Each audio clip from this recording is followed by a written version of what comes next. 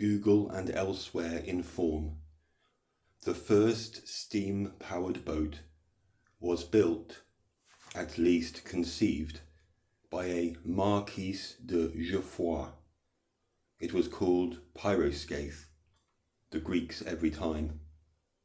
It managed to trundle down a length of river in France in the 1770s using paddlers. Write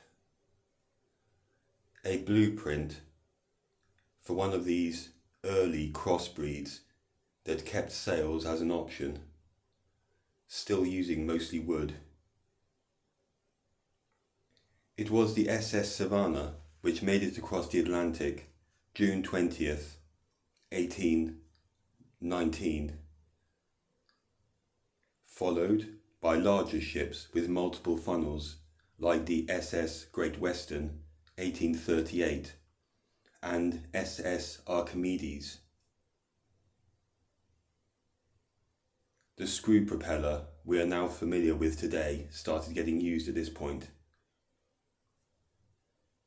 There are only illustrations of these ships.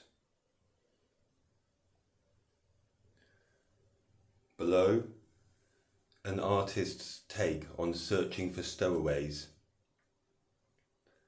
The decks look very antique, even for then.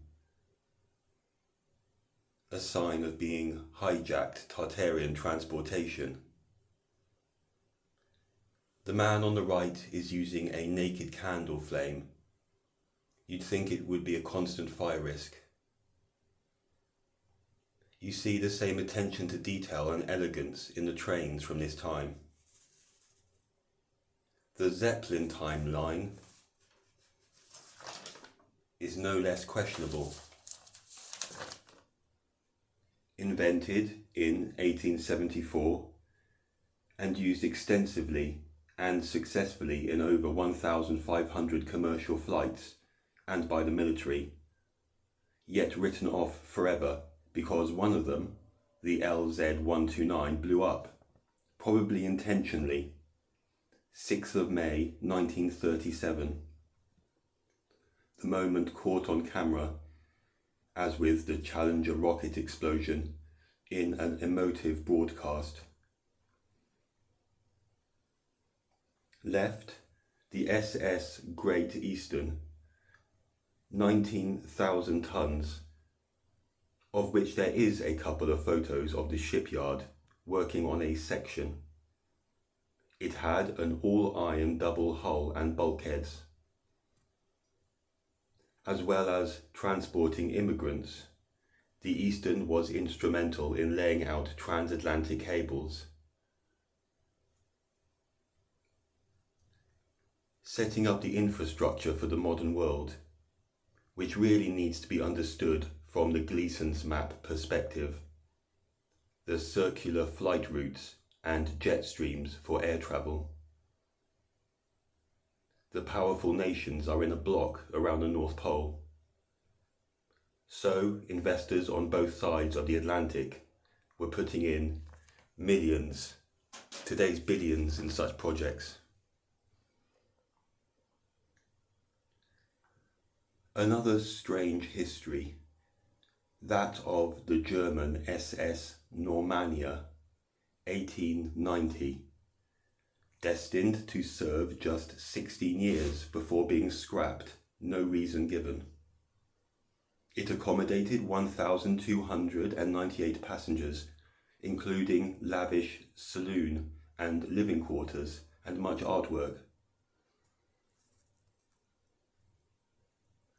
One thing which points to the planned nature of 18th century immigration is that different nationalities came at different times,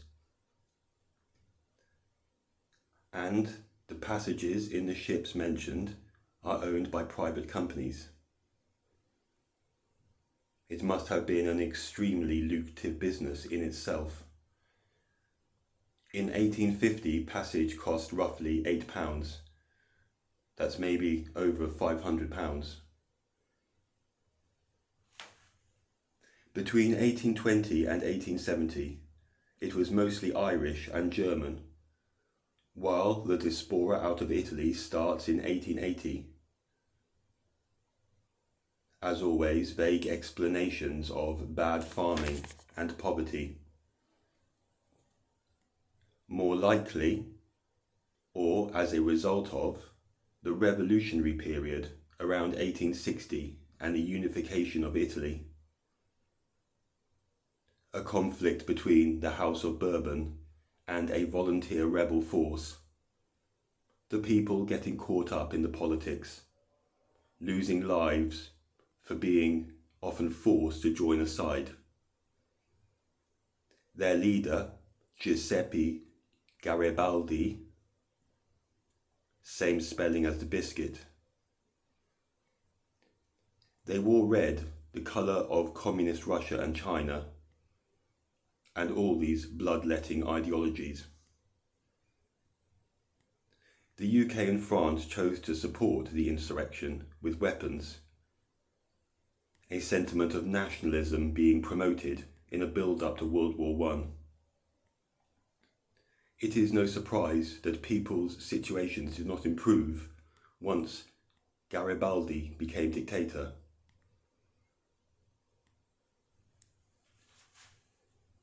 Films like 1860, made in 1934, and A Garibaldian in the Convent, 1942, follow up to romanticize these events for the next couple of generations.